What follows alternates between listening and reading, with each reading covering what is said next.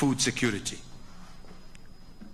This government is word by word, our policy, line by line, and each paragraph of the President's speech during the historic opening of the 11th Parliament could give a glimpse of the anticipated Uhuru Kenyatta's new-look cabinet. In his speech, it looks like most of the key priority areas he pointed out may end up being ministries in what he stated as a very lean cabinet. We will streamline the agencies of government to end the confusing and wasteful overlap of responsibilities and create a government that is fit for the 21st century. The 21st century cabinet, according to the President, is one which gives priority to technology. Kenya is doing well, but not well enough. While our financial and ICT sectors are strong, our agriculture, manufacturing, and transport sectors that should be driving export-led growth are underperforming. From this, it is obvious the Information and Communication Technology Ministry is certainly on the cards, same as agriculture, with emphasis on value addition in the agricultural sector.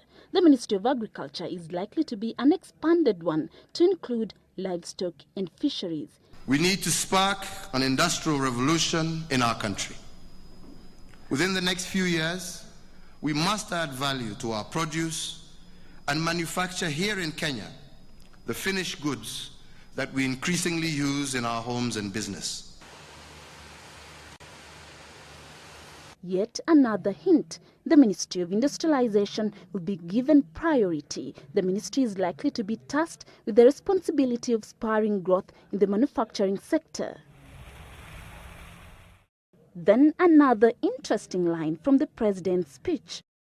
We will combine the bodies that promote Kenya in all aspects of our economy to create a single agency with a reach, expertise, and profile to represent and promote our country abroad, attracting trade and investment, tourism from across the world. From this, the President appears to link tourism to trade, which could mean two things. Either it could be maintained as two independent ministries, or they could be merged into one ministry, probably to be known as the Ministry of Trade and Tourism, as the following statement clearly implied. Our embassies and missions will be remodeled to market Kenya in their respective countries and link directly to this new trade promotion service. And next, it was in the area of sports. My government will foster the sports and entertainment sectors, establishing a national lottery that will support them both. From this statement, the new cabinet is likely to have a ministry to be in charge of sports, arts, and entertainment, with the President indicating that a legislation will be put in place to ensure that local content increases to 60% from the current 40%. Another key feature of the President's speech was infrastructure development, with delivering the Vision 2030 dream being given priority as well. Could this imply that the Ministry of Infrastructure could be a standalone ministry? We need a new mass transport and commuter networks in our cities, and long-distance connections to our regional neighbors, as well as improvement to local roads so that our people can move freely across our nation.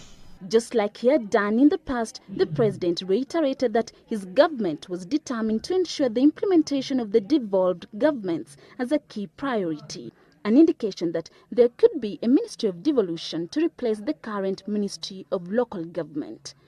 The President also indicated that health and education could be two powerful ministries, with the education docket being in charge of the entire education system, right from pre-primary to post-secondary, while the functions of medical services and public health are likely to be merged under the Health Ministry. Other ministries likely to be formed include the Ministry of Energy, National Security, Defense, as well as Foreign Affairs. It is likely that the Ministry of National Security, which could be renamed, will incorporate security, home affairs and immigration, while Foreign Affairs is likely to absorb the East African community. However, all this will become apparent when the President unveils his cabinet.